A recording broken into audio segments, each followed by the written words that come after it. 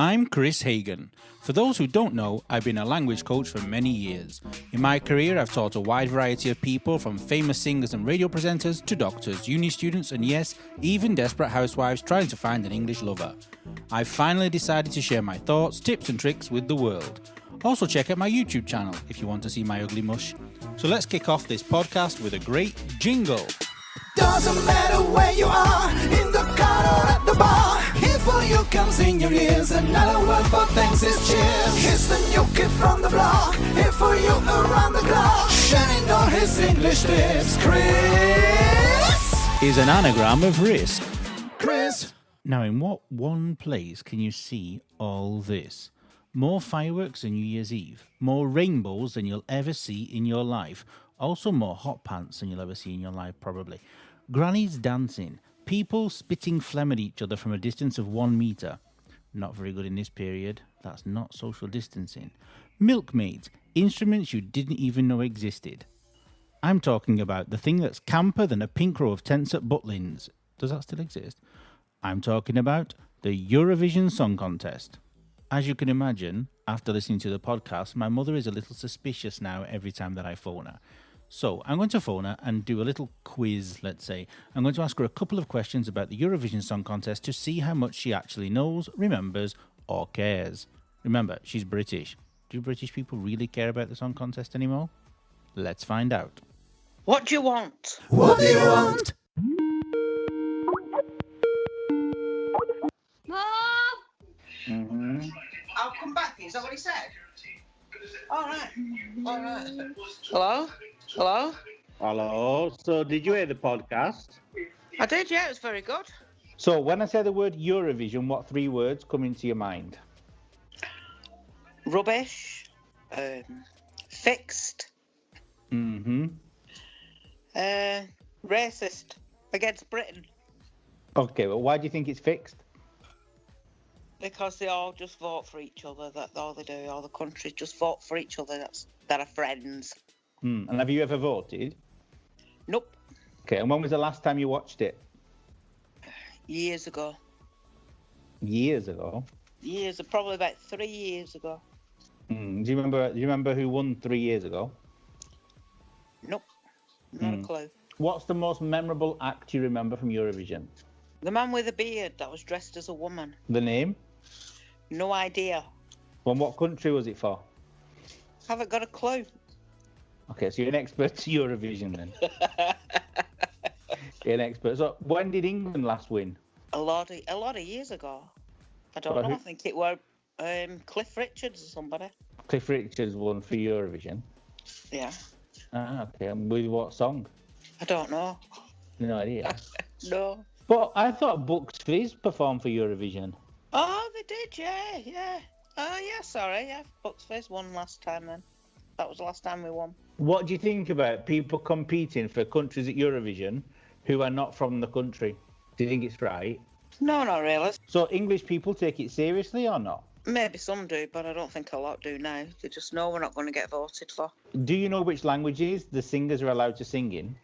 Probably their own language and English, aren't they? I don't know. And which do you prefer? Well, English don't know what they're talking about. Wait, you don't speak. You don't speak Slovenian? No. Ah, okay. You speak French, don't you? I do, yeah. Go on. Fluently. Tell me something in French. Tell me something in French, come on. No. All right. What we can do is when England wins Eurovision, we can get you to be the presenter and you can do the French part. Okay. Yeah. I'll speak to you later then. I'm going. All right, bye. Bye. As you could hear, I got straight to the question immediately before she had any chance to run away. As soon as she realised it was me, she was trapped. Too late. Now, she thought the last UK winner was Bucks Fizz back in 1981 with Making Your Mind Up, where in fact it was in 1997, Katrina and the Waves with Love, Shine a Light. This also proves that she didn't watch the alternative to Eurovision 2020, otherwise she would have known that. It wasn't a bad show, it just would have been nicer if the people actually sang the full song rather than just having little clips here and there. And the thing that confused me is, Why did one of the presenters say to Diodato, "You can sing it for me and my right leg"? Still trying to understand. Now, even though some of my friends actually performed at Eurovision and some friends of mine hosted Eurovision, this call was not so we could talk about Eurovision for 20 minutes, even if I would love to. It's to talk about people who are not English singing in English. Geez, how many times did I just say the word Eurovision? Eurovision, Eurovision, Eurovision, Eurovision, just in case I don't get another chance. Now, there are many people around the world who don't speak English, but many people who don't speak English and also sing in English. But there are some singers out there who decide to sing in English without checking the pronunciation first, and so we have disasters and a lot of wasted money. Recording a single in a recording studio, printing the CD, promoting it, and then finding out that there is a word that you pronounce totally wrong which doesn't even exist in the English language? That's not good. So check. Say it right. Many of my friends who are foreign, let's say I have many foreign friends, and many of them are singers. When they sing in a language which is not theirs, they check. They always check. They give me a ring, not the one that Beyonce is talking about in Single Ladies, but they give me a ring and they ask me, "Is this correct? Is this correct? Can you check?" And this is to avoid people like me criticising it when the CD finally hits the shelves. But inventing words like defate instead of defeat is just wrong. And that's on an album, not just a single. Now, as you know, I work with a lot of singers anyway. Not only to teach them English, but also to teach them how to sing in English, because the pronunciation is different. It's not the same. The way that you deliver the words is totally different from when you're speaking. And so we have little masters where we work with the people specifically to perfect the way they sing the songs, so as not to make a mistake when they go and actually print an album. These little things I can't teach you using a podcast. We have to do it face to face, or at least over the internet with some kind of Skype thing. But people seem to think that you just use an American pronunciation when you sing. It's not true. I've even heard people singing the break of down instead of the break of dawn. Before you sing the song, there are not many words in a song. Learn the correct pronunciation. Save yourself from being humiliated on stage by singing in front of an English-speaking crowd with words that don't exist, like defate. Okay, down exists, but defate surely does not exist. I wonder if that singer who sings defate on his album actually sings defate when he sings it live. I've never actually seen him sing it live. I hope for his sake that he changes it to the correct version. But then what does he do? He goes and explains the fact that on the album it's wrong? Do it right the first time. Saves all the problems. If you're a singer and want to learn how to sing better in English, give me a call. Now, I've been told that in podcasts we can't put music. Is that true? I don't know. This next thing that I want to tell you is the fact that, okay, people can pronounce words incorrectly when they're on stage. We all make mistakes. We all learn. But have you ever come across a song where you don't actually understand what the person is singing?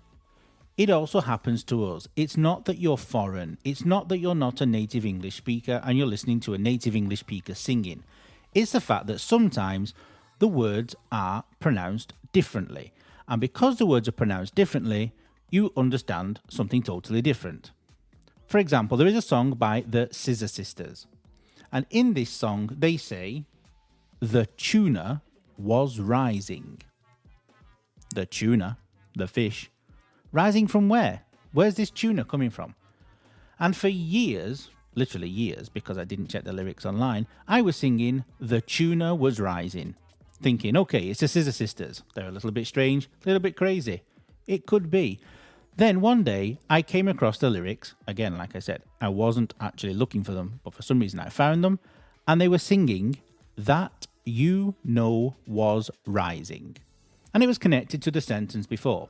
So "that you know was rising" became "the tuna was rising." See, even we can make mistakes. But this is not a mistake of the pronunciation of the singer. This is a mistake of the comprehension of the listener, because the way we pronounce the words when we sing is different. This is an example of what we call assimilation. But at the time, I didn't realize, and that's why I thought the words were different. When we have a t at the end of one word and a y sound at the beginning of the word after, this t and this y blend together, they assimilate, like the Borg in Star Trek, and become ch. And so I heard tuna instead of that you know. Tuna. Also, we have the same thing when a word ends with a d sound and the following word begins with the y. This becomes j. Did you, for example. So when you listen to a song and you really, really like it, don't be scared to go and check the lyrics. And don't go to your teacher saying, I don't understand, my comprehension is terrible. It's probably not true.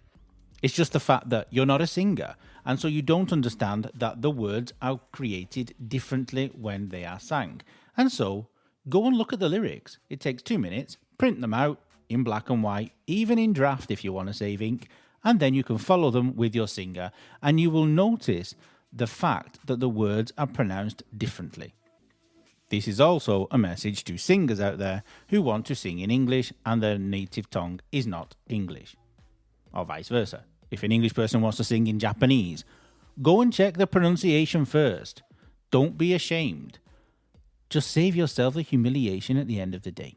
And I know you've been told time and time again that being a singer is not a job, but it's not true. It is a job, like every other job in the world, and so you have to study for it.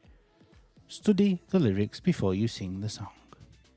But not only do foreign people make pronunciation mistakes when they sing in English people make grammar mistakes when they sing in English, so please do not use song lyrics as grammar examples. Back in 1995, the Backstreet Boys released a song called I'll Never Break Your Heart, and in that there is a grammar mistake. They say, as time goes by, you will get to know me a little more better. Now we all know, more better doesn't exist. And I'm sure you all know the song Every Little Thing She Does Is Magic by The Police. Sting knows how to conjugate the verb do, but he forgets it for one line. He says, everything she do just turns me on. In the UK, you will find people who speak English badly. Even my mother, for example, she says he don't instead of he doesn't. This is normal, and obviously you don't want to correct them because they're English and you think they are always right. But some of my Italian friends have actually corrected my parents when they've been speaking to them. And they deserve it. 2, 3, 4. Some grammar, some grammar, some grammar. Let's talk about some grammar, some grammar, some grammar. Hardly had I got into bed last night when a great big storm started, and so I rushed upstairs to go onto my roof to video the storm for Instagram. If you have Instagram, follow me, Kris Hagan Official. I don't put anything useful on there, just loads of rubbish, but if you're bored and got nothing better to do, you can have a look. But hold on a minute, the first sentence I just said, hardly had I got into bed. That's not a question, so why did I invert? This is another wonderful thing about our language. Sometimes we actually invert words when they're not questions. This also causes confusion with some students because they try to answer the non-existent question, which, as you can imagine, isn't possible. Another example, no sooner had I put the bread outside, the birds swooped down and took it away. So when do we use these inversions? Okay, like we said before, we use inversions when we're asking a question, but also we use it when we begin a sentence with a negative adverb or adverb phrase. Like the two examples I just gave you, hardly had I and no sooner had I. Now we put this negative adverb or adverb phrase at the beginning of the sentence to emphasize what we want to say. It makes our sentence sound more surprising. It gives an impact when it comes out straight away. Also sounds quite formal. If you don't want to sound formal, don't use it. You can quite easily say, I got into bed last night and a storm started. Or, I put the bread outside and the birds took it away. It's perfectly fine. One is not better than the other. Okay, it's better if you can use something fancy, like an inversion, but if you can't, it doesn't matter. Another use of inversion, which you already use, I'm sure, but just haven't realised, is when we use direct speech. I love you, said Tom. So, inversion is when we put the verb before the subject. So, even in direct speech, we do the same thing. Now let's have a look at some more negative adverbs and negative adverbial phrases which we use before inversions. So, hardly and no sooner, I've already used. You can also use never, rarely, barely, seldom, scarcely, nowhere. Even little you can use. Little did I know that she was on her way. In no way. In no way are you going out tonight. Now, obviously, that was just an example. So if you are going out tonight, have a wonderful time. But be careful. If somebody uses an inversion, don't try to answer it. Now, I'd like to thank everybody who listened to the first podcast and sent us lots of positive feedback, especially about the jingle. I need to name that choir. And to finish off, here they are.